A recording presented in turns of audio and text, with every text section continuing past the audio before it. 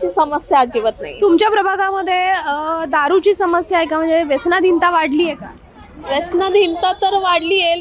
मला असं वाटतं की लहान लहान पोरं याच्यातून सुटायला पाहिजे, ते याच्यात इन्वॉल्व नाही व्हायला पाहिजे. आत्ताची परिस्थिती अशी आहे, जे आधीचे लोक होती ती सगळी सुधारण्याच्या ह्याच्यात आहे आणि जी लहान लहान मुलं आहेत ती सगळी अशी व्यसनाधीश झालेली आहेत. यासाठी काय केलं गेलं पाहिजे?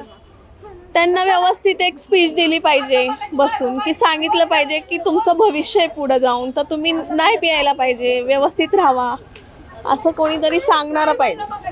प्रभागातल्या 3 समस्या काय आहेत की ह्या सुटल्याच पाहिजे असं वाटतं?